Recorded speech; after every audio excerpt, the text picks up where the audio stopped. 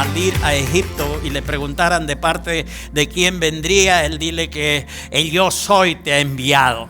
Yo soy es Yahvé o tetragramatón, se llama eso, de 4 letras, pero bueno, para que se pueda pronunciar entonces es Yahvé o Jehová.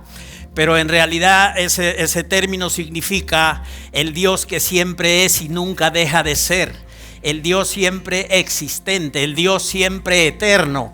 Pero no solo eso, también significa el Dios que está disponible y el que es para ti lo que tú necesitas. El Dios todopoderoso es para ti lo que tú necesitas. Como se decía en la administración, cualquier área de nuestra vida que pueda estar enfrentando problemas, dificultades, fisuras, Dios es todopoderoso para ayudarnos. Él restaura, Él levanta, Él cumple su propósito. Así es que estamos agradecidos de tener un gran yo soy, nuestro Dios todopoderoso. Amén, iglesia. ¿Y qué pasa cuando tú te aferras a sus promesas? No pierdes el tiempo. Cuando tú te aferras a sus promesas, el camino final dentro del propósito de nuestro gran yo soy es que se cumplan en nuestra vida. Si nos aferramos, nos agarramos, no desmayamos, seguimos pegados a las promesas de Dios, que por otro lado, como lo hemos visto, son sí y amén en Cristo. Entonces finalmente vamos a ver la manifestación de las promesas de Dios. Dios es fiel para cumplir su palabra. Dios es bueno por siempre para nosotros. ¿Tan gozosos por eso, hermanos? Agradecidos al Señor. Felices esta mañana. Aleluya. Gloria a Dios. Vamos a tomar nuestro lugar. Iglesia bendecida, gracias por estar aquí a tiempo, a la hora, para no perderse el privilegio de alabar a nuestro Papá bueno, a la vez también de poder experimentar la unción corporal, como se suele decir, el gozo de estar juntos como familia del Señor, como congregación que nuestro Señor ha permitido que seamos parte de ella. Así es que estamos agradecidos a Dios. Bienvenidos a cada uno esta mañana.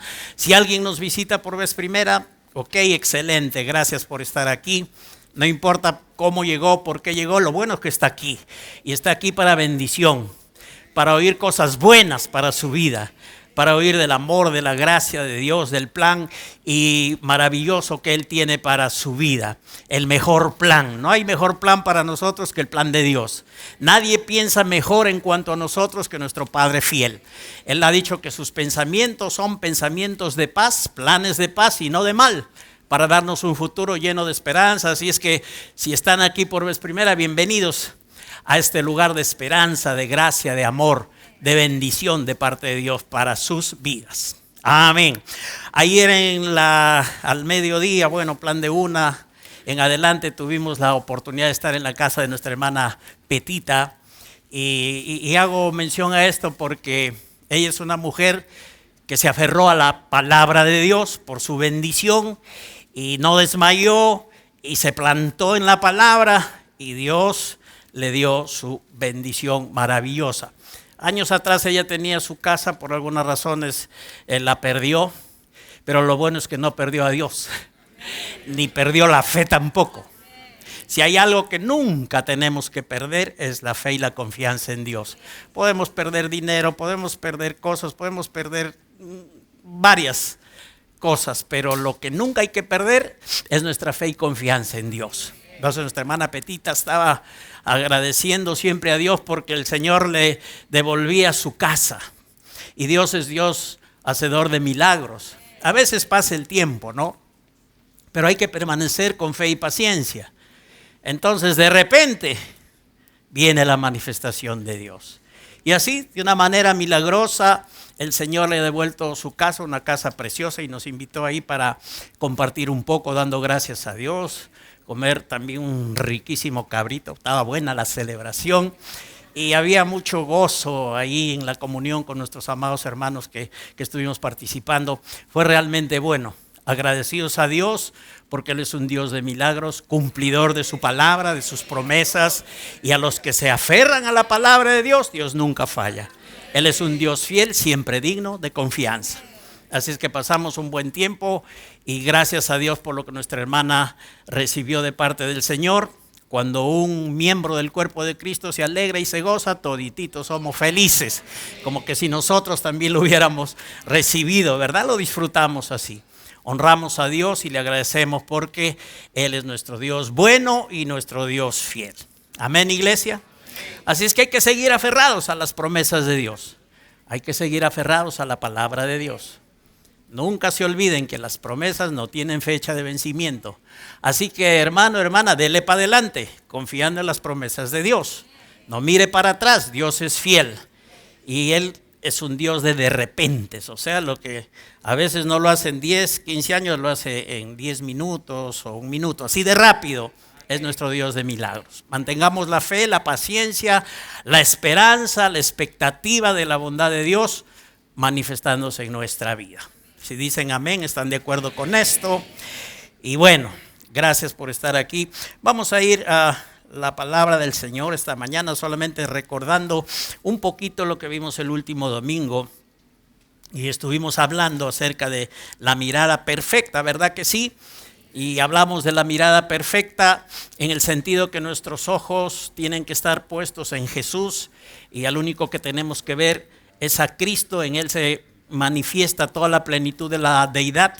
En Cristo vemos al Padre, a su voluntad, al Espíritu Santo, a su ministerio, y damos gracias a Dios porque entendemos las cosas también de esta manera. Y decíamos el día domingo que es importante que nosotros tengamos esa mirada perfecta enfocando a Jesucristo, porque esta nos permite ver que la justicia de Dios en Cristo es como expresión de su gracia. Es la única confianza que realmente podemos tener de tener una vida abundante, una vida plena, una vida que cumple conforme Dios ha dicho a través de la boca de Jesús. He venido para que tengan vida y para que la tengan en abundancia. Y esto es verdad cuando nosotros dependemos, creemos y vivimos en la revelación de la justicia de Dios en Cristo Jesús favorable a nuestra vida. También vimos, repasando un poquito, que es importante que lleguemos a un punto de nuestra vida donde estamos completamente seguros de lo que Dios ha hecho por nosotros mediante Jesucristo, de nuestra salvación. Si hemos genuinamente invocado a Cristo, hemos creído en nuestro corazón que Él ha resucitado conforme a la palabra, hemos recibido por fe en nosotros a Jesucristo, entonces, y estamos seguros de la regeneración y del nuevo nacimiento, porque el Espíritu Santo da testimonio a nuestro espíritu de que somos hijos de Dios. Entonces hay que estar seguros de eso, de que Dios nos ha salvado por medio de Jesucristo. Dios no está jugando a si te salvo o no te salvo. Dios no juega con esto. Él nos ha dado salvación en Cristo Jesús. Si tú naciste de nuevo, eres su hijo y eres salvo para la gloria de Dios. La buena obra que Él comenzó un día en tu vida la va a perfeccionar hasta que Cristo vuelva por nosotros. Entonces, si dicen amén, está bien, están de acuerdo con la palabra de Dios. Pero otra cosa decíamos que es importante es estar seguros de la no condenación, de no ser ya condenados, de que el Señor nos ha librado de toda condenación. ¿Cuántos se gozan por esto? Muy importante que vivamos sabiendo y creyendo que hemos sido perdonados como hijos de Dios, que somos salvos, pero también que no tenemos condenación. Hay gente salva y perdonada que todavía tiene pensamientos de condenación. Y quien está trabajando siempre en esa área ya sabemos quién es. Recordando el pasado, es el diablo mismo, esa es su área fuerte y predilecta de Satanás. Trabajar en nuestro pasado, levantar el pasado, levantar las fallas, los errores, los problemas, las dificultades y tener en nuestros pensamientos de condenación, un sentir de condenación. Dios ya te ha perdonado y tú te sientes condenado. Hay que tratar con eso. Dios quiere que lleguemos al punto de saber que somos salvos y de que no estamos condenados. ¿Y qué nos da el Señor para eso? No hay otra cosa que su palabra. Él en su palabra nos dice, ninguna condenación, vimos esto, lo desmenuzamos en la palabra de Dios, Romanos 8:1, dice, ninguna condenación hay para los que están en Cristo Jesús. El punto es que estés en Cristo Jesús. ¿Y cómo estás en Cristo Jesús? Porque has creído en Él, te has acercado, has nacido de nuevo, tienes el testimonio del Espíritu, eres un hijo de Dios. Todo eso da testimonio la palabra y el Espíritu a tu corazón. De modo que la Biblia dice, ahora pues ninguna condenación hay para los que están en Cristo Jesús. Así pues ahora Dios no condena a los que están unidos a Cristo, dice otra traducción. Interesante, vimos que el término ahora es un adverbio de fecha, o sea, el domingo pasado, ¿qué fecha fue? Hoy estamos 25 menos 7, 18. Bueno, el 18 Dios nos habló y para el 18 no había ninguna condenación. Pero ese término ahora es un adverbio de fecha. Hoy 25 de mayo tampoco hay ninguna condenación para los hijos de Dios, los que estamos en Cristo Jesús. Y es interesante ver que esta palabra ahora, que es nun en el original, también es un adjetivo presente inmediato. Algo como que ahorita, inmediatamente, ahorita no hay ninguna condenación para los que están en Cristo Jesús. No esperes sentir que no eres condenado más adelante, algún día. No, ahorita tienes que saber y creer que no hay ninguna condenación para ti. Estoy hablando la palabra de Dios. Esta es una gran buena noticia. Que cada día de nuestra vida no hay ninguna condenación para los que estamos en Cristo Jesús. Verdaderamente analizamos este versículo originalmente y concluíamos que a la verdad y verdaderamente no hay ninguna, pero ni siquiera una condenación de parte de Dios para los que estamos en Cristo Jesús. Por eso Pablo hace la pregunta, ¿quién acusará a los escogidos de Dios? Él no dice Dios a veces te puede condenar. Él no responde cuando tú no sientes que eres perdonado, entonces Dios te va a condenar. No, él dice, ¿quién acusará a los escogidos de Dios? Y su respuesta es, Dios es el que justifica. En realidad la pregunta no es tan importante, lo más importante es la respuesta. Dios es el que justifica. ¿Quién es el que condenará? Tampoco Dios va a condenar. La respuesta es Cristo, es el que murió por nosotros para no ser condenados. Más aún el que también resucitó, el que además está a la diestra de Dios intercediendo por nosotros. Un ministerio súper importante que hoy desarrolla el Señor Jesucristo a la diestra del Padre es el de gran sumo sacerdote. Él ya fue la ofrenda expiatoria por nosotros en la cruz del Calvario. Pero una vez muerto y resucitado y ascendido a los cielos, sentado a la diestra del Padre, Él tiene un ministerio que es permanente, favorable a nuestra vida. Es el ministerio de gran sumo sacerdote.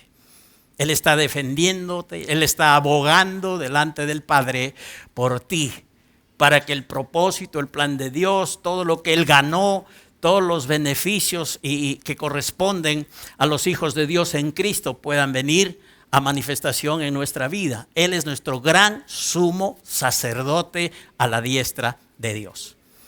¿Y cuántos de ustedes creen que el ministerio de gran sumo sacerdote es eficaz? No hay otra forma, porque Cristo no puede hacer las cosas a medias ni puede hacer las cosas mal. Si ese es el gran sumo sacerdote a la diestra de Dios, Él está haciendo bien esa intercesión por nosotros. Es una intercesión que tiene efecto en nuestra vida, conforme a la palabra de Dios, de acuerdo al propósito del Señor con nosotros. Entonces estas cosas, hermanos, necesitamos tenerlas claras, decíamos el domingo, porque son importantes para que aún nuestro servicio, y vamos a hacer ese enfoque, aún nuestro servicio a Dios sea un servicio agradable al Señor, un servicio eficaz. A veces de repente no relacionamos el asunto de la justificación, de ser la justicia de Dios en Cristo con el trabajo. Y uno puede pensar, con tal que le sirva a Dios, de todas maneras, Él va a tomar en cuenta mi obra y etc., y podemos elucubrar muchos pensamientos. Pero es importante que el trabajo que hagamos para el Señor lo hagamos bajo convicción, con la conciencia de que somos perdonados, de que no estamos condenados, de que somos hechos la justicia de Dios en Cristo, y esto nos permite tener un trabajo, un servicio a Dios verdaderamente agradable, no un servicio en la carne, no un servicio y actividades y acciones que salen solamente de ti por tu buena intención o tu esfuerzo natural, sino que realmente motivadas por la palabra, por el Espíritu, lo que Dios ha hecho en ti por medio de Cristo, tú trabajas de esta manera, sirves de esta manera para Dios, y entonces esto es recibido como ofrenda y como olor grato y fragante en la presencia de Dios. porque no estás desdeñando ni desechando lo que Dios ha hecho por ti. Estás dando valor a la obra de Cristo. Estás poniendo primero lo que Dios ha hecho por ti antes que lo que tú puedas hacer por Dios. Y eso es lo más importante, lo que Dios ha hecho por nosotros, los recursos que Dios nos ha dado. Entonces, iglesia, lo que estamos oyendo acerca de no hay condenación para los que están en Cristo Jesús, es la revelación que el Espíritu Santo hoy mismo está refrescando en nuestro corazón, para que podamos servir a Dios, para que podamos hacer bien y eficazmente la obra del Señor. Esto es lo que el Espíritu Santo está alumbrando a los hijos de Dios en este tiempo. A quienes estamos aquí sentaditos, que venimos motivados por el Espíritu, a los que pertenecemos a Él, esto es lo que el Señor nos está alumbrando. La condenación, como les venía diciendo, es un peligro a la vida de las personas porque los va a paralizar, los va a detener, va a impedir que sigan trabajando de una manera eficaz y agradable para el Señor. Y ojo con esto, que la gente puede seguir haciendo acción en el contexto de iglesia, pero el punto es que si eso que haces realmente es agradable a Dios, si Dios está recibiendo, como se suele decir, lo que tú estás dándole como parte de tu servicio al Señor. Entonces todo esto tiene que ver con hacer las cosas en el orden.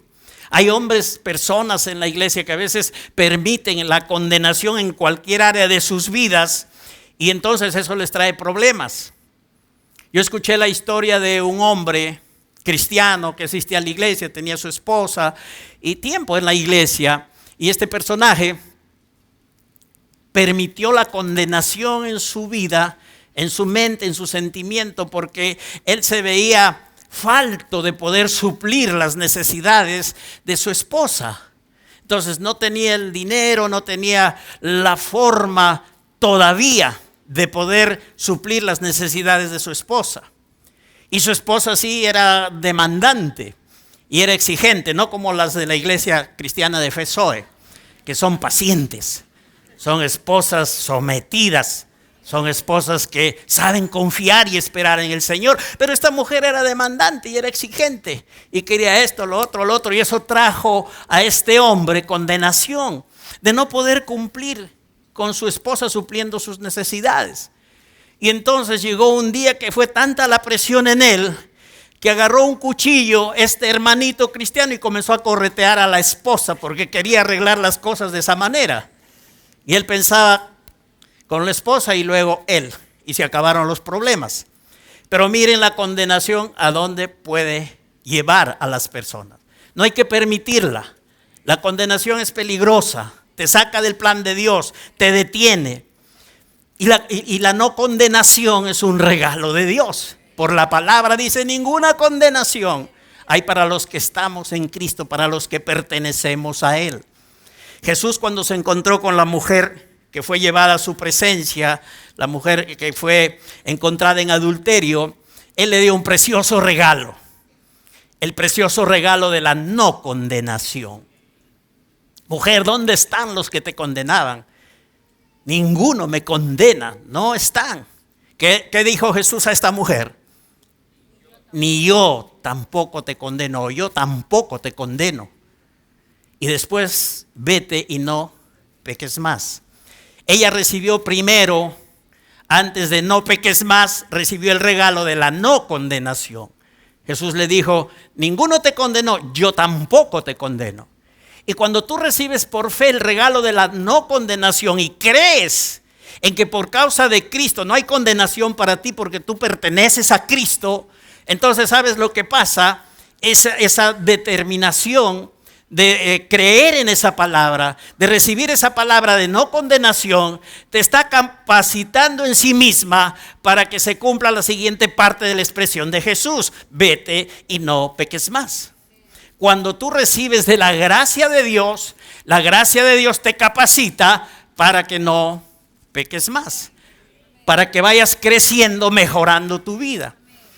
Se puede pensar que no, es porque yo pienso en la ley, en los mandamientos, es por eso que me voy a santificar y ser cada vez mejor. Esto suena bien, pero no es la verdad, porque si fuera por los mandamientos y por la ley, Cristo no hubiera venido, y la ley sería la manera de ser santificados. Pero vemos que en la palabra de Dios que la ley tiene un propósito definido, que es mostrar la pecaminosidad del hombre, mostrar ciertamente el estándar de santidad de Dios. También nos revela la palabra que la ley, ¿qué hace?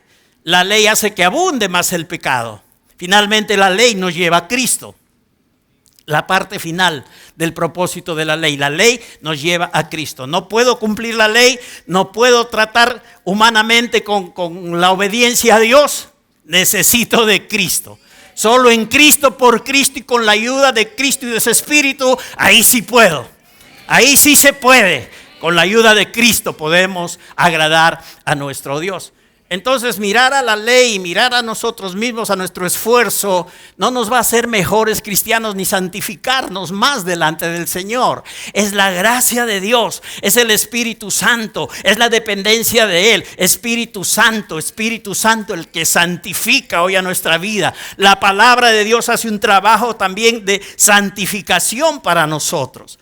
Entonces no podemos estar creyendo que cuando uno está recibiendo el mensaje de la no condenación y de la gracia, es como que Dios se ha equivocado porque la gente corre y se vuelve más pecadora que Satanás. No es así. La gracia es el medio de Dios para renunciar a la impiedad y a los deseos mundanos y para vivir sobria, justa y piadosamente en toda piedad y honestidad. Digan, es por su gracia. A ver, digan si lo creen, es por su gracia. Es con su gracia, por medio de Cristo.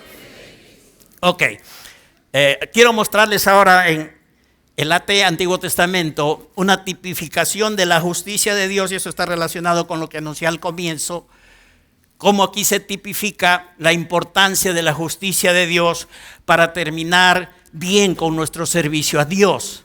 Porque cuando uno no asimila esta verdad de ser justos en Cristo como una verdadera provisión de Dios para servir eficazmente al Señor, entonces se detiene nuestro trabajo en el corazón. La actividad puede continuar, pero no estamos haciendo las cosas agradables a Dios.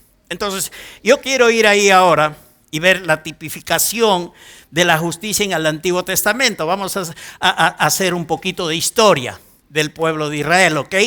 Para llegar a donde queremos. Entonces vamos a comenzar. Pregunta para la iglesia. ¿Quién fue el primer rey de Israel, del reino cuando estaba unido? ¿Quién fue el primer rey?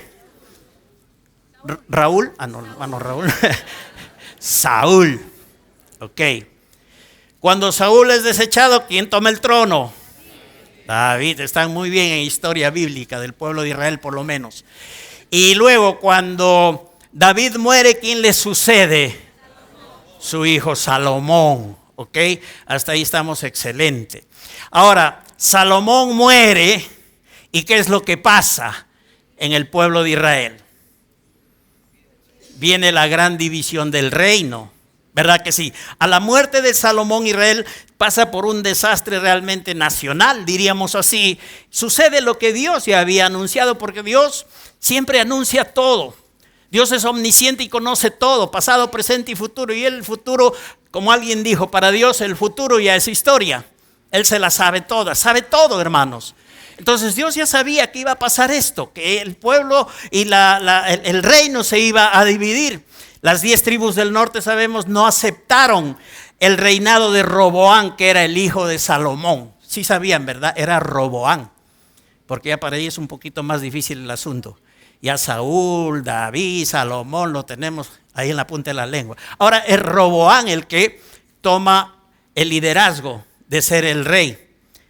Pero en la parte norte, en las 10 tribus del norte de Israel, no aceptaron el reinado de Roboán, el hijo de Salomón, por razones políticas, razones sociales, razones religiosas. Entonces estas 10 tribus quedan bajo la autoridad de un valiente soldado del ejército de Salomón que había servido ahí, que era de la tribu de Efraín, era funcionario de Salomón, que se rebela contra Roboán. ¿Por qué? Porque había mucha presión, mucho abuso, diríamos, del rey sobre la gente, con las cargas y con los impuestos y con todo esto. Entonces se rebelan las 10 tribus del norte y ellos tienen su rey, que es Joroboán. y las dos tribus del sur, Judá, tienen su rey, que es Roboam. Entonces por ahí está la historia. Ahora, ¿qué pasa con este reino del norte? No se sometieron a la línea de autoridad que estaba establecida, porque Roboam, bueno o malo, era el que había sucedido a su padre en tomar el trono. Pero esta gente no se sometió. Y hermanos, aunque la autoridad sea mala, es mejor que la anarquía. Dios prefiere la autoridad, aunque tenga sus problemas, sus abusos y deficiencias, a que no haya nada de autoridad. Porque cuando no hay nada de autoridad, todo el mundo hace lo que a su cerebro, a su mente bien le parece, y todo se vuelve una olla de grillos. O si quieres un poco gastronómicamente, un sancochado. Entonces es mejor que haya autoridad, aunque sea deficiente, a que no haya ninguna autoridad. Entonces estas 10 tribus no se sometieron. ¿Y qué pasó con estas 10 tribus? Por ahí viene un conquistador de Asiria y entonces los conquistan a estas 10 tribus del norte, del reino del norte. Y una vez que conquistan a estas 10 tribus, los llevan en cautiverio y los ponen por diferentes ciudades y se les perdió el rastro. Por eso es que hoy tú puedes investigar y leer acerca de las 10 tribus perdidas de Israel. No se sabe si realmente regresaron, se sabe que salieron, fueron llevados en el cautiverio, en exilio, pero quedaron en el anonimato. En cambio, el obrar de Dios siguió con las tribus del sur, con las dos, con Judá y Benjamín, con el reino de Judá, llamado así. Entonces, ¿qué había pasado con las tribus del norte? Fueron tomadas en cautiverio. Dios les había advertido año tras año que no adoraran ídolos, pero ellos seguían haciendo todo tipo de adoración a ídolos, estas tribus del lado norte. Y llegaron al punto hasta de buscar árboles verdes para que debajo de cada árbol verde hicieran un rito y sacrificaran a sus propios hijos. O sea, el asunto se volvió bien feo. Toda esta historia la puedes leer en Ezequiel capítulo 20. Léete todo ese capítulo de Ezequiel 20 y ahí vas a enterarte de muchas cosas en términos específicos. Entonces, una vez que son conquistados por los asirios, las tribus del norte son llevados al exilio. Y entonces toda esta historia también en forma específica tú la encuentras en Primera y Segunda de Reyes. En el primer libro y segundo libro de Reyes. Ahí está todo. Las causas que ocasionaron toda esta deportación, también el persistente esfuerzo de Elías y Eliseo que profetizaban en el reino del norte, trayendo siempre la palabra de Dios, intentando el arrepentimiento y que cambie el corazón del pueblo, pero no sucedió. Porque cuando el pueblo no quiere, la gente no quiere, pues puede oír palabra de Dios mañana, tarde y noche, pero si no quiere, no quiere. Y eso pasó con esta gente. Entonces fueron exiliados, llevados y se les ha perdido el rastro. Ahora vamos a la otra pregunta. ¿Qué pasó con el reino de Judá? Jeremías, profeta conocido como el profeta llorón, es un ícono de muchos cristianos. Dicen, Jeremías lloró, yo también lloro. Si él metió llanto, yo también puedo llorar con libertad. ¿Qué pasó con el reino de Judá? Jeremías profetizó 22 años antes lo que iba a suceder con el reino de Judá. Dios se las sabe todas. Nada lo coge, diríamos, a Dios o lo toma a Dios por sorpresa, porque Él es omnisciente, conoce todo y lo anuncia. Por eso hay que creer en los anuncios proféticos de la palabra de Dios para nuestra vida. Porque Dios todo lo sabe y Él lo dice. Ahora, para saber el futuro no hay que ir a los agoreros, ni a los brujos, ni a comprar una bola de cristal en la cachina, que venden bolas de cristal creo que por ahí. Lo que tú tienes que hacer es mirar la palabra de Dios, las profecías acerca de estos últimos tiempos y vas a saber mucho del futuro con la ayuda de la palabra y del Espíritu, ¿ok? Entonces, ¿qué pasó? Jeremías habló 22 años antes de que ellos también iban a ser exiliados. Y llega el año 586 antes de Cristo y un rey de Babilonia llamado Nabucodonosor, más conocido como el rey Nabo, así más facilito para pronunciarlo, era rey de Babilonia y conquista el reino de Judá. Ya las 10 tribus ya habían sido conquistadas por Asiria, ya se perdieron. Pero viene ahora Nabucodonosor, el rey Nabo, y conquista el reino de Judá. El año 586, quema el templo, saquea todos los utensilios del templo, destruye la ciudad y otra vez esclaviza y lleva cautivos a los del reino del sur, del reino de Judá, los lleva cautivos a Babilonia. ¿Ok? ¿Está claro hasta ahí la historia? Sí, algunos. El resto lo tienen que oír de nuevo, pues, para que la puedan comprender facilito. Ok, 36 años después de que pasó esto, un rey de Persia llamado Ciro conquista Babilonia. Y conquista Babilonia y pasado un tiempo, para que se cumpla la profecía que había sido dada por Jeremías, de que 70 años iban a estar en el cautiverio, les dice a los hebreos, llamado Ciro les dice que regresaran a reconstruir el templo y que él les iba a proveer lo necesario. Noten esto. La Biblia dice que el corazón del rey está en la mano del Señor y él lo inclina a todo lo que quiere. Ciro no era del pueblo judío, ni siquiera era de las tribus del norte. Era un gentil. Pero el corazón del rey está en la mano del Señor y él lo inclina a todo lo que quiere. Y Dios ya tenía un plan delineado porque él lo conoce todo anticipadamente. Con este hombre llamado Ciro. Estudiando este tema, fui muy sorprendido de ciertas cosas que antes no sabía. Pero todos estamos aprendiendo, ¿verdad? Y Dios nos está ayudando. Este hombre llamado Ciro y el actuar que él tuvo, porque él mandó realmente a los que estaban en el exilio que regresaran a Jerusalén para reconstruir el templo y que él les iba a proveer todo lo que necesitaran. Ese actuar de Ciro no fue casualidad ni fue algo imprevisto para Dios, pues él ya había anunciado 170 años antes de que ni siquiera Ciro naciera. Antes de que Ciro estuviera aquí en la tierra, Dios ya anunció y dio su nombre. Ya lo vio como rey que iba a ayudar al pueblo a regresar a Jerusalén, a reconstruir el templo y también la ciudad. Y eran 170 años antes de que esto suceda. A ver si no es asombrosa la omnisciencia de Dios. A ver si esto no nos demuestra que Dios lo conoce todo. Por eso, hermanos, decimos que antes de la fundación del mundo ya estamos en el corazón de Dios. Ya existimos en Dios. Después nos manifestamos. Pero Ciro ya existía en el corazón de Dios 170 años antes. Los papás de Ciro no habían nacido tampoco. No se habían conocido, no se habían casado. Y a Dios sabía su nombre, tenía un plan con él y luego él lo lleva a cabo. Esto es asombroso porque Dios a Ciro lo llama mi pastor. Así lo trata Dios a Ciro. Dios lo llama que es su ungido.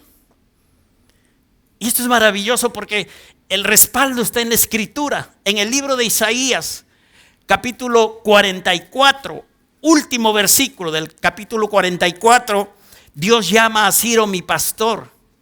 Y dice, Ciro es mi pastor y cumplirá todo lo que yo quiero. Al decir a Jerusalén serás edificada y al templo serás fundado.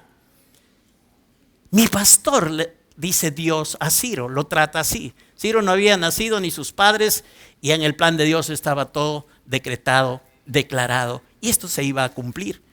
Luego en el capítulo 45 versos 1 y 3, Dios le dice a Ciro su ungido, así dice Jehová, a su ungido, a Ciro, al cual tomé por su mano derecha para sujetar naciones delante de él y desatar lomos de reyes, para abrir delante de él puertas y las puertas no se cerrarán.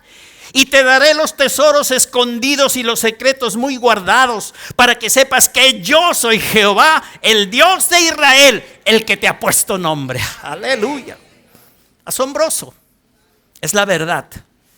Entonces Ciro se convierte en alguien que ya Dios diseñó. No era del pueblo israelita, ni del norte ni del sur, pero era un instrumento, como se suele decir, en las manos de Dios. Dios inclinó su corazón y a través de él cumple su propósito. Ya que conocemos ahora bien de Ciro, ¿cuántos dicen amén a conocer de Ciro? Eso está por la palabra del Señor. Finalizan los 70 años y los hebreos comienzan a regresar a Jerusalén, y los primeros en volver son comisionados por Ciro. ¿Quiénes fueron? Zorobabel como gobernante y Josué como sacerdote. Son los primeros en regresar a Jerusalén. ¿Con el propósito de qué? De reconstruir el templo o de reedificarlo. Después la ciudad, después vendría la reconstrucción de los muros. Entonces el pueblo regresa en un lapso de 106 años a plenitud en 3 remesas, diríamos. Primero regresa Zorobabel con el sumo sacerdote Josué, ¿verdad? Y luego regresan Esdras, y luego al final viene Nehemías ya para la reconstrucción de los muros de la ciudad. Pero los primeros, ¿quiénes son? Zorobabel como gobernante y Josué como sacerdote. ¿Quién era Zorobabel? Príncipe de la casa de Judá. Su nombre está en la genealogía de Cristo, y Zorobabel es un descendiente de David. Él regresa como príncipe de Judá y como gobernador de Judá. A su lado, ¿quién viene? Josué, sumo sacerdote. Ellos fueron los líderes del remanente que regresó comisionado por Ciro de parte de Dios para reconstruir el templo. Entonces ellos llegan a Jerusalén y comienzan ellos a ofrecer sacrificios, como decir, al aire libre, en el lugar donde había sido el templo. Por 2 años están en ese plan. Y de repente un día meditan y se dan cuenta que Dios no los ha mandado a hacer sacrificios allá al aire libre, donde era el antiguo templo, sino que habían sido comisionados para reconstruir, para reedificar, levantar otra vez el templo. Y entonces ellos comienzan a hacer la obra. Ellos se dan cuenta de que la comisión que Dios les había dado a través de Ciro era la que tenía que llevarse a cabo. Ok. Al comenzar la construcción de la casa de Dios, algo acontece. Siempre Satanás está dando vueltas por ahí, está tratando de impedir de alguna manera, usando gente y trabajando también en el ámbito espiritual. Pero ¿qué trata de hacer el diablo? Oponerse al plan de Dios, oponerse a la obra de Dios. Vamos a descubrir cómo él lo hace específicamente. Entonces comienza la construcción de la casa de Dios, algo acontece. El pueblo que se había quedado ahí en Judá durante el exilio de los judíos, entonces había gente ahí que había venido a vivir y se rebelaron en contra de Zorobabel, en contra de Josué, y comenzaron a quejarse inclusive con el rey, que ahora ya era Darío, en Persa, el rey persa Darío. Entonces comenzaron a quejarse porque Zorobabel y Josué no les permitían que ellos se metan en la construcción del templo, porque Dios los había comisionado a ellos. Entonces ellos quisieron ahí ganarse alguito, se acercaron, les dijeron queremos trabajar, y Zorobabel les dijo: alto, paren su coche, aquí no trabaja nadie más que los que Dios nos ha comisionado. Eso lo resintió, se enojaron, se quejaron al rey y todo lo demás. Pero lo que pasa, hermanos, que con esta persecución, diríamos, el trabajo se paraliza por 12 años. Y Dios no había dicho que se paralice por este tipo de dificultades. Lo que ellos tendrían que hacer es haber seguido trabajando. Pero 12 años queda en stop, y el liderazgo de estos 2 hombres que regresaron, de Zorobabel y de Josué, desapareció en esos 12 años. El pueblo se desanimó, el pueblo judío que también había regresado, todo se detuvo. Pero Dios no es mediocre, ni se queda a medias en su propósito. Lo que Él comienza, Él lo termina. ¿Qué hace Dios? Levanta 2 jóvenes profetas llamados Ageo y Zacarías. Ambos eran sí jovencitos, y los levanta porque la obra del templo aún no había sido concluida. La obra del templo estaba para seguir siendo continuada. Dios quería que el templo se reedificara y que su plan no se detenga por las adversidades. Adversidades hay, persecuciones hay, pero el plan de Dios en nuestra vida no se tiene que detener por ello. Hay que seguir confiando, aferrados a Dios, a su palabra, a su propósito, y seguir para adelante. Dios es fiel, Él es bueno, Él es todopoderoso. Él va a cumplir con nuestras vidas lo que Él ha diseñado para que nosotros seamos. Ahora déjenme mostrarles algo. Aquí en lo natural el diablo usaba gente para oponerse, Pero lo que les voy a mostrar ahora para ir cerrando el tema es qué estaba pasando realmente en el ámbito espiritual que detuvo tanto a Josué, el sumo sacerdote, como a Zorobabel. ¿Qué estuvo pasando en ese ámbito espiritual con estos dos personajes que se les había comisionado para la reconstrucción del templo? Dios, hemos dicho, que levantó a Ageo y Zacarías, jóvenes profetas, para ayudarlos con la palabra de parte de Dios para que sigan adelante. Ahora, al profeta Zacarías, Dios le muestra qué es lo que está sucediendo con Josué y con Zorobabel. Y vamos a ver en la palabra qué es lo que estaba pasando. Esto es importante porque está estrechamente relacionado con que nuestro servicio a Dios no se pare, no se detenga a causa de la obra de Satanás. Zacarías capítulo 3, versículos 1 y versículos 3 y 4. Vamos ahí con paciencia, ubiquémonos y veamos la palabra de Dios. Zacarías 3, verso 1 y luego versículos 3 y 4. ¿Todo está bien? ¿Están comprendiendo la historia? Ok. Zacarías 3, verso 1, 3 y 4 dice: me mostró al sumo sacerdote Josué, el cual estaba delante del ángel de Jehová, y Satanás estaba a su mano derecha para acusarle. ¿Quiénes estaban ahí? El ángel de Jehová. En el Antiguo Testamento suelen decir que el ángel de Jehová es una tefanía de Jesucristo. Y estaba ahí entonces, lo cierto era el ángel de Jehová, literal. Y Satanás también estaba ahí, a la mano derecha, para acusarle. Y Josué, verso 3, estaba vestido de vestiduras viles. Begetzo, en hebreo, begetzo, que significa vestiduras súper cochinas, embarradas con excremento. Esto es ilustrativo, pues no quiere decir que estaba vistiendo así Josué, pero es una ilustración que vamos a ver el significado que tiene. Ahora dice, Satanás estaba a su mano derecha para acusarle, y Josué estaba vestido de begetzo, vestiduras viles, sucias. Y estaba delante el ángel, y habló el ángel, y mandó a los que estaban delante de él, diciendo: quitadle esas vestiduras viles, sucias.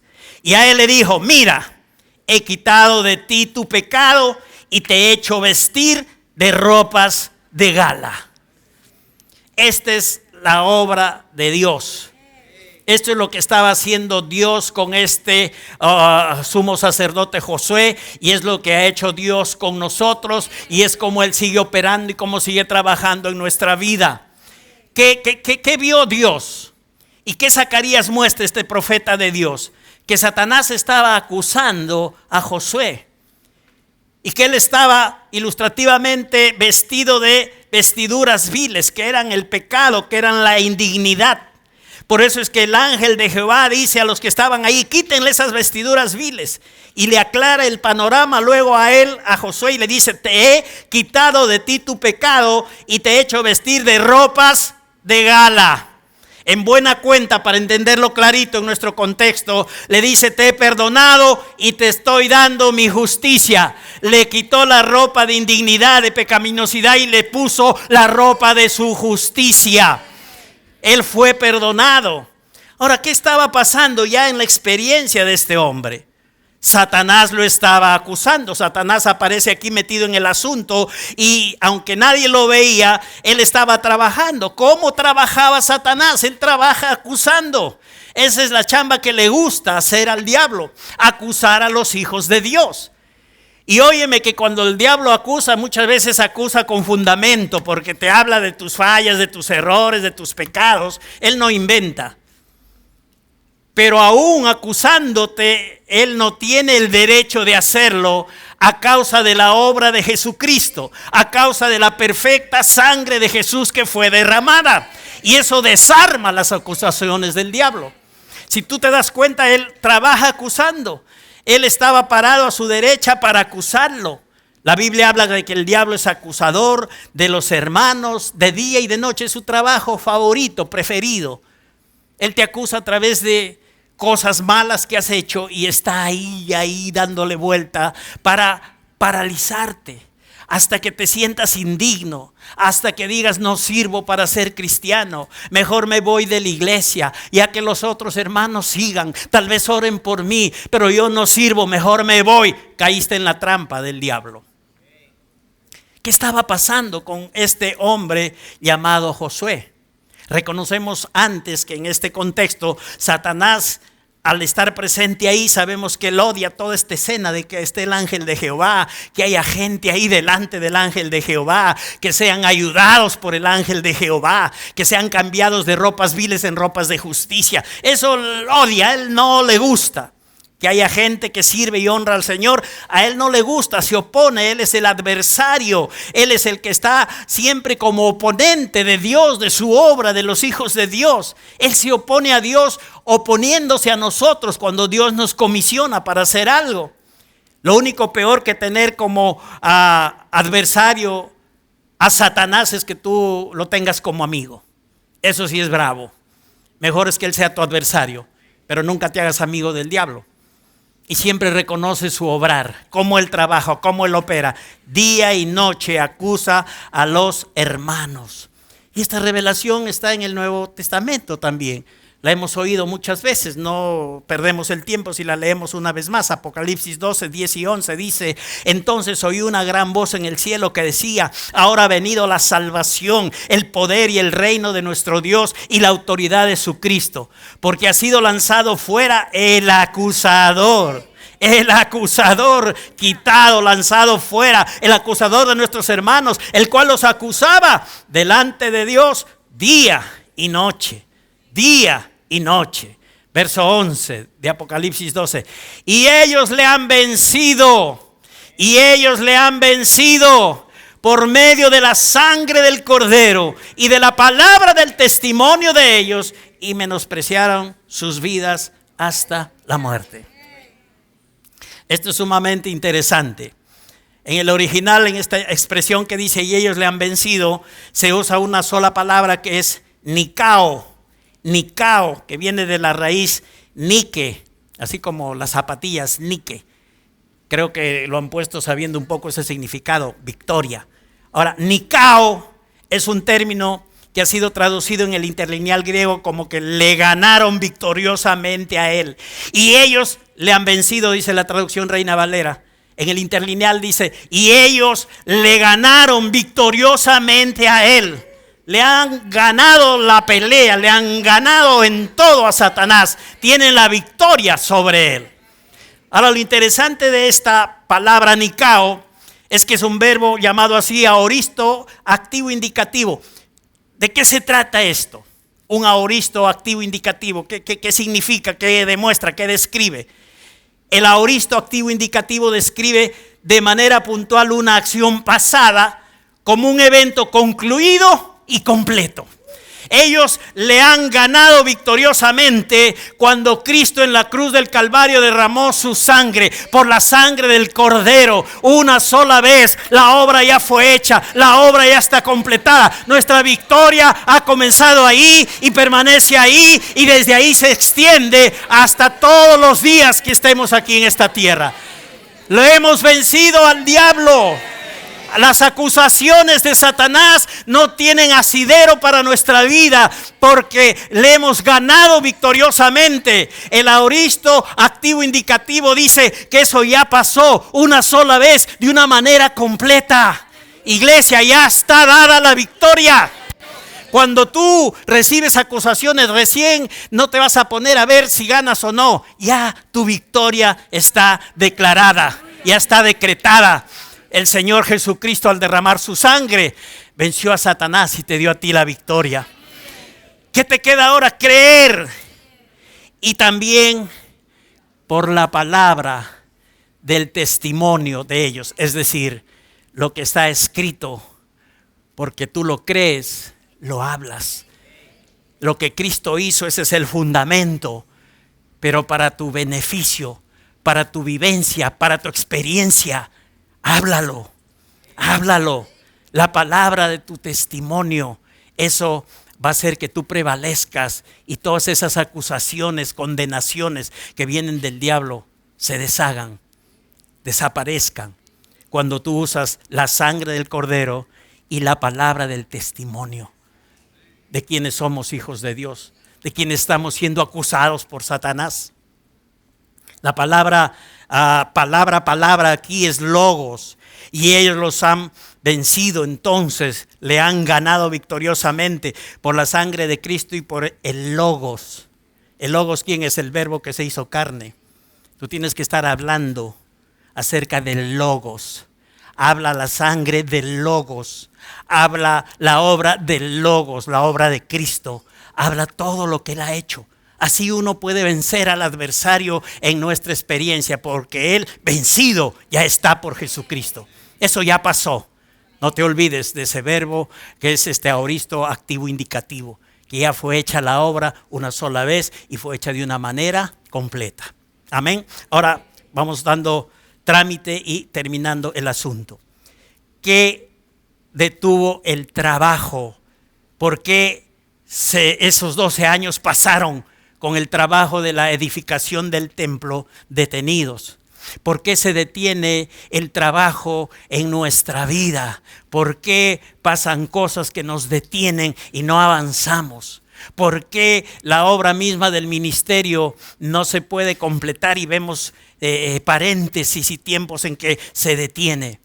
La razón es la que acabamos de ver. El trabajo se detuvo porque el líder se estaba mirando a sí mismo bajo condenación.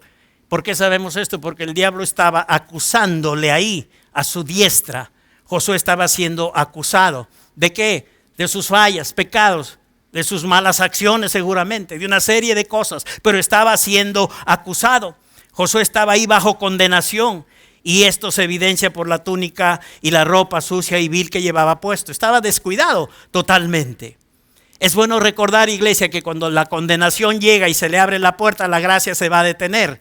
Si permitimos caer en esto, decimos como que yo mejor lo hago a mi manera y no conforme Cristo nos enseña en su palabra. El momento que uno acepta la condenación, la oposición va a demostrar que tiene éxito. Por lo tanto, no permitas la condenación. Porque tú das lugar a la condenación, te dejas por ese espíritu de condenación y entonces es como que el oponente va a demostrar su éxito. Entonces, ¿qué pasó aquí? Jesús, el ángel de Jehová, limpió, perdonó y puso vestiduras de justicia. Esto había paralizado a Josué. Este era el asunto por el cual la obra no continuó. Era el diablo trayendo acusación y condenación. Y por lo tanto, paralizó. Entonces, ¿qué queda a la iglesia hoy, al cuerpo de Cristo? A nosotros. Tener una mirada en Cristo y en su obra de justicia favorable a nosotros. Pensar que si le voy a servir a Dios agradablemente es porque Él me ha perdonado y me ha vestido con vestiduras de justicia. Él quitó las vestiduras viles de pecado y me ha vestido con su propia justicia. Entonces ahora le puedo servir bien, con esa convicción, con esa seguridad. Ya no dependiendo de mí, sino de la obra de justicia que Él ha hecho en favor mío. Aleluya. Esta es la obra que agrada a Dios, iglesia. Con sus recursos, con sus formas, a su manera, no a nuestra manera. Ahora veamos qué pasó con Zorobabel. El capítulo 4 de Zacarías, verso del 4 al 9 dice, porque recuerden, eran los dos comisionados, Zorobabel y Josué. Ya vimos lo que pasó con Josué, que lo paralizó. Veamos a Zorobabel, cuál es la palabra que Dios le da. Zacarías 4, versos del 4 al 9 dice, proseguí, hablé diciendo a aquel ángel que hablaba conmigo, ¿qué es esto, Señor mío? Y el ángel que hablaba conmigo respondió y me dijo, ¿no sabes qué es esto? Y dije, no, Señor mío. Entonces respondió y me habló diciendo, esta es palabra de Jehová a Zorobabel. Dios trajo palabra para Josué, hoy trae palabra para Zorobabel, hoy trae palabra para la iglesia. Él quiere que sigamos edificando nuestra vida y el cuerpo de Cristo, y Él trae palabra que necesitamos para que esto suceda. Esta es palabra viva, palabra eficaz, palabra de Dios, para ayudarnos a seguir adelante en el plan del Señor. ¿Y cuál es la palabra de Jehová a Zorobabel? No con ejército, ni con fuerza, sino con mi espíritu, ha dicho Jehová de los ejércitos. No es con nada tuyo, es con todo de Dios, con el perdón de Dios, con la justicia de Dios, con el poder de Dios. ¿Te das cuenta, iglesia? No es contigo, con tu esfuerzo humano, es todo con Dios. Y dependiendo de Dios, que las cosas se van a hacer agradablemente, que tu servicio va a ser un servicio agradable a Dios. No es con ejército ni con fuerza humana, sino con mi espíritu, ha dicho Jehová de los ejércitos. ¿Quién eres tú, oh gran monte? ¿Qué es la oposición ante el poder de Dios? ¿Qué es el gran monte delante de Zorobabel? Será reducido a llanura, todo se caerá. Él sacará la primera piedra con aclamaciones de gracia y gracia a ella. Vino palabra de Jehová a mí diciendo: las manos de Zorobabel echarán el cimiento de esta casa y sus manos la acabarán. Y conocerán que Jehová de los ejércitos me envió a nosotros. A Zorobabel el mensaje es: no es tu fuerza, es con el Espíritu, es en el poder del Espíritu. No es de tu cerebro, no es de tus habilidades naturales, no es de tus intenciones, es por mi Espíritu. Y el Espíritu de Dios hoy levanta y glorifica a Jesucristo y su obra de gracia. Por eso ahí dice: Él sacará la primera piedra con aclamaciones de gracia y gracia y gracia. Iglesia, todo Dios lo está haciendo hoy, no en el contexto de la ley, sino en el contexto de la gracia, por medio de Jesucristo y por la provisión perfecta que Él nos ha dado para edificar su cuerpo, edificar nuestra vida, cumplir su maravilloso propósito. No es en la ley, no es en tu esfuerzo, es en la gracia y gracia. Y declara, tienes que declarar. Aquí la palabra nos muestra que Zorobabel tenía que sacar exclamaciones de gracia y de gracia. Hay que dar gracias a Dios por su gracia. Padre Dios, por tu gracia yo puedo cumplir tu propósito. Por tu gracia soy bendecido. Por tu gracia recibo mi sanidad. Por tu gracia soy dador alegre. Por tu gracia predico el evangelio. Por tu gracia hay poder en mi vida para hacer tu obra agradable y perfecta. Aleluya. Entonces, ¿qué tenemos aquí como compendio, resultado, resumen? Amados hermanos, es que si queremos terminar con éxito nuestra vida de servicio y que se complete la obra, es seguros del perdón por la sangre de Cristo y que estamos vestidos con las ropas de justicia. Y a esto le añadimos dependiendo del Espíritu Santo y su maravilloso poder. Todo esto en el contexto de la gracia de Dios. Todo es por la gracia de Dios. Entonces, iglesia, sirvamos libres de acusación, libres de condenación. Demos un servicio eficaz y agradable a nuestro Padre, siempre creyendo y caminando en las cosas que Cristo ha hecho por nosotros. Somos perdonados, no condenados, hechos justicia de Dios. Tenemos el poder del Espíritu Santo. Todo esto nos ayuda a edificar nuestra vida y a edificar la obra de Dios en esta tierra. Somos ministros competentes del nuevo pacto. Somos los comisionados para que esa palabra de reconciliación corra en este mundo y para que la gente se salve. Y tenemos que hacer la obra de esta forma, en este contexto, convencidos de lo que Dios ha hecho en favor de nosotros por medio de Jesucristo, poniendo esto primerito por sobre todas las cosas. Amén, iglesia. Serviremos a Dios entonces libres de acusación y condenación y le daremos un servicio agradable y eficaz a Él. Qué bueno es saber que por la justicia de Dios, creyendo y caminando en ella, vamos a servir de una manera eficaz a nuestro Padre. ¿Es bendecida la iglesia? ¿Han aprendido algo esta mañana? Dios nos ayudó, hermanos. Gracias al Señor que Él está haciendo todo esto con nosotros por su gracia. Siempre Él ha trabajado con su palabra. Si algo se detuvo, vino palabra del Señor. No sé si tu vida se ha detenido por alguna cosa, por alguna acusación o condenación, pero ya sabes, ha venido palabra de Dios para levantar tu vida y para que cumpla su propósito. ¿Qué les parece ahora? Levantamos nuestras manos y agradecemos a nuestro Padre bueno. Dios Padre